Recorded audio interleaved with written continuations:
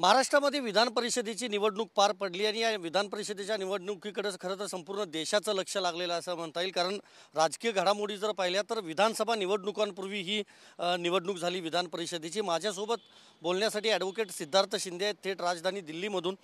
कारण विधान परिषदेची निवडणूक प्रक्रिया नेमकी कशी असते आणि त्याबरोबरच विधान परिषद ही खरंच आवश्यक आहे का, या सगळ्या संदर्भात मी खरं तर त्यांच्याशी सविस्तर बोलणार आहे.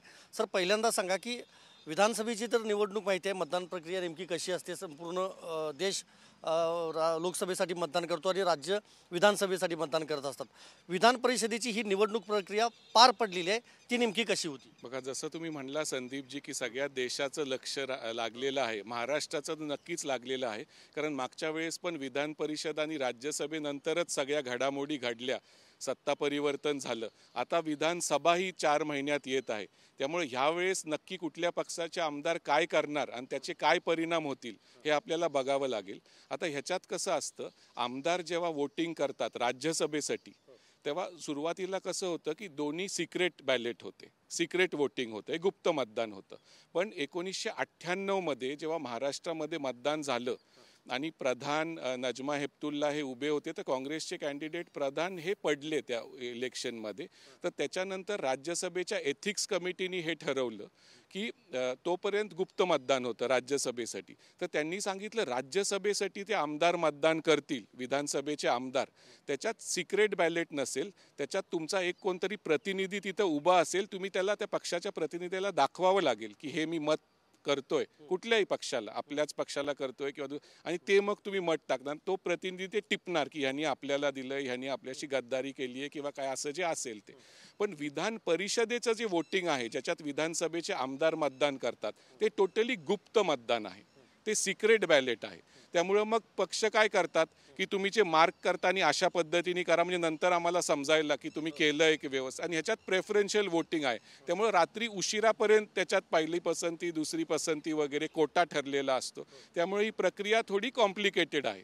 आणि ह्याच्यात कसं असतं की नॉर्मली विधानसभा लोकसभेच्या वेळेस आपण म्हणतो की मतदान खूप कमी होतं वगैरे, पण ह्या अशा निवडणुका आहेत राज्यसभा आणि विधान परिषद, ज्याच्यात आमदार जवळजवळ बरेच हॉस्पिटलमधून येतात, काही करून 100% मतदान झालेलं म्हणजे आता जास्तीत जास्त मतदान होतं. कारण त्याच्यात कसं आहे, त्याच्यात पब्लिक म्हणेल की लोक म्हणतील की ह्याच्यात काही दुसरे व्यवहार वगैरे होतात, मी त्याच्यात जाऊ इच्छित नाही. पण एक ह्याच्यात कमी लोक असतात, म्हणजे आमदार हे लिमिटेड असतात आणि त्यांना सगळ्या पक्षांना एक एक पक्षाची एक. ही नेत्यांसाठी डोकेदुखी म्हणायची, कारण समजत नाही मतदान म्हटल्यानंतर वरिष्ठ नेत्यांना आपल्या पक्षाचे आमदार काय कुणाला मतदान करतात हे समजत. आता तेच काय झालंय, आपल्या देशात 6 राज्यांमध्ये विधान परिषद आहे, काही ठिकाणी फक्त विधानसभा आहे. आणि आत्ताच नुकतंच जम्मू काश्मीरमध्ये होतं ते अबॉलिश झालेलं आहे. तर सेंट्रल गव्हर्नमेंटने आता आपल्याला विचार करावा लागणार आहे की विधान परिषदेची खरी गरज आहे का नाही. कारण विधान परिषद बऱ्याच वेळेस कसं झालंय, राज्यसभेला वगैरे पॉवर जास्त आहेत, विधानसभेला पॉवर पण तसे कमी आहेत. जरी त्यांची टर्म 6 वर्षाची असली तर एखादं बिल जर विधान परिषदेकडे गेलं आणि त्यांनी काय बदल सुचवले तर विधानसभा त्याला टोटली इग्नोर पण करू शकतं. त्यामुळे राज्यसभे एवढी पॉवर ही लेजिस्लेटिव्ह काउन्सिलमध्ये विधान परिषदेला नाही आहे. त्यामुळे विधान परिषदेची नक्की गरज आहे का. आता जे फेवरमध्ये आहेत ते म्हणतात ह्याच्यात ग्रॅज्युएट्स कॉन्स्टिट्युएन्सी असती, पदवीधर आमदार असतात, शिक्षक आमदार असतात, राज्यपाल नियुक्त आमदार असतात. त्याच्यात काही वेगवेगळ्या फील्ड्समध्ये, म्हणजे काही स्पोर्ट्समधला असेल, काही कला म्हणजे सांस्कृतिक ह्याच्यातले असतील, त्यांना वाव मिळतो. पण आता महाराष्ट्रात तुम्ही बघा, इतके वर्ष झाले राज्यपाल नियुक्त आमदारच नाही आहेत. मग वेळ आली आहे विचार करायची की हे नक्की आहे का. हे एक पार्किंग स्पेस नको बनायला.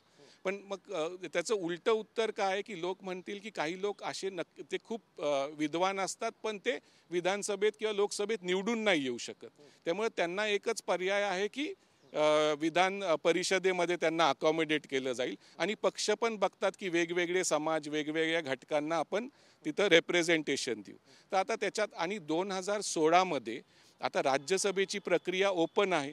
त्याच्या विरुद्ध कुलदीप नय्यर जे सोशल ॲक्टिव्हिस्ट आहेत ते कोर्टात गेले होते, सुप्रीम कोर्टात, की हे रेप्रेझेंटेशन ऑफ पीपल्स ॲक्टचं उल्लंघन आहे आणि राज्यसभेसाठी तुम्ही ओपन वोटिंग करू नका, ते क्लोज्ड, कारण तो त्या आमदाराचा हक्क आहे, तो कोणाला. आणि ह्याच्यात व्हीप लागू नाही होत, राज्यसभे आणि विधान परिषदेमध्ये व्हीप लागू होत नाही.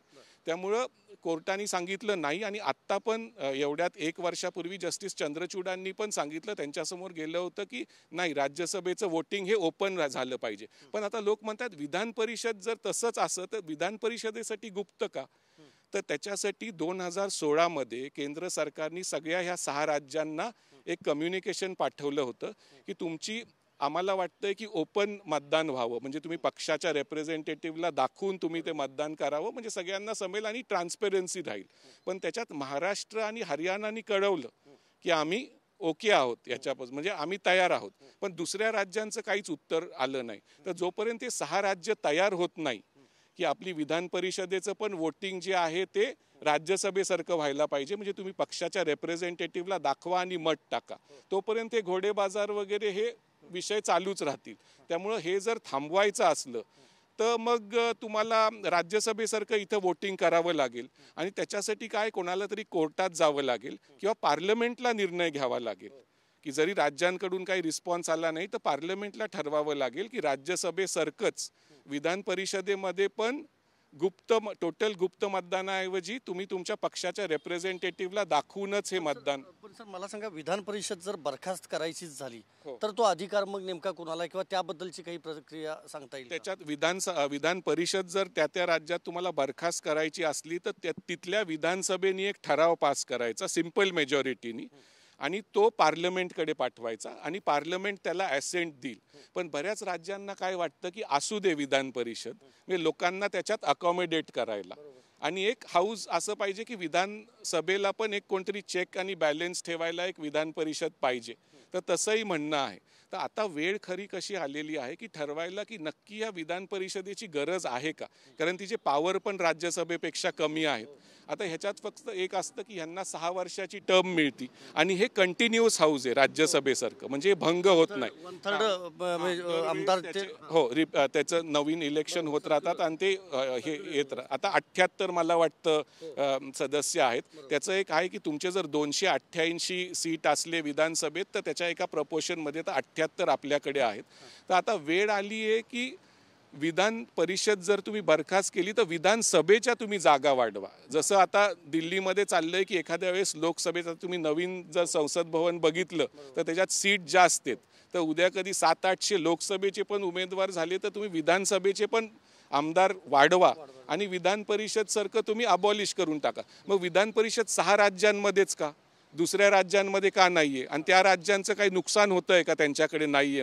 आणि आपल्याकडे आहे म्हणून आपलं खूप काय चांगलं चालू आहे का? मला तर नाही वाटत. कारण जर तुम्ही राज्यपाल नियुक्त सदस्य कितीतरी वर्ष बनवू शकत नाही मग त्याचा अर्थ काय होतो? कारण त्याचा तुम्ही स्ट्रेंथ तर द्या, त्या हाऊसला काहीतरी पॉवर तर द्या, किंवा ते जे काय कॉन्ट्रीब्यूट करतील. जर तुम्ही त्यातले लोकच आले नाही, आणि आत्ता पण तुम्ही बघितलं शिक्षण, त्याच मुद्द्यावर सर मी येतो.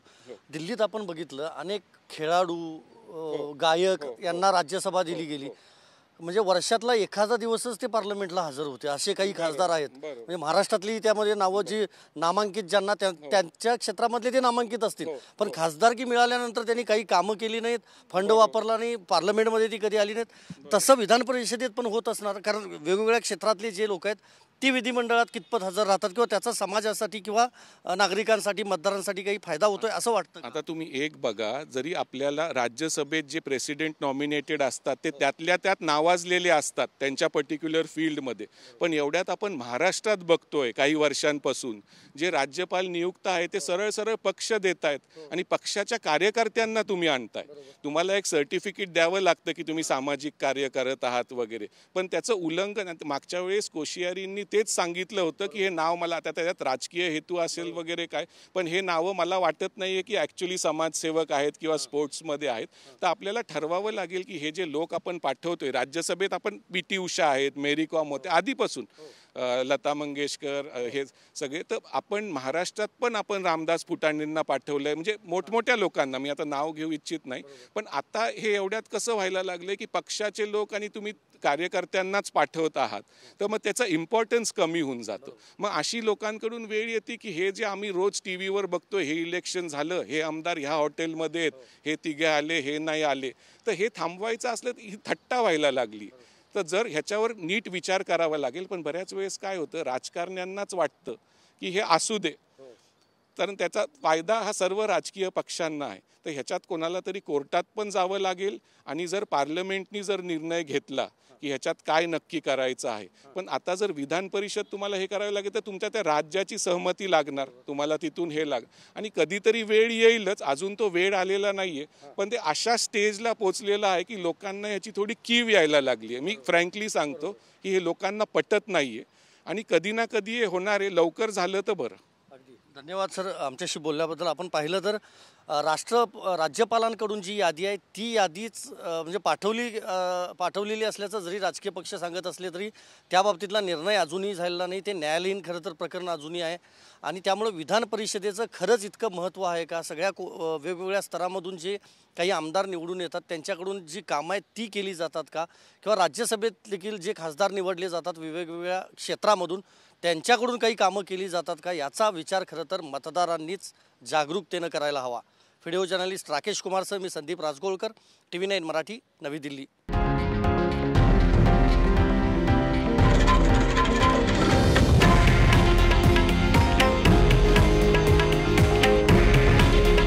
हे आहे देशातील नंबर 1 न्यूज नेटवर्क आणि आपण पाहत आहात TV9 मराठी. काळजी तुमची, हित महाराष्ट्राचं.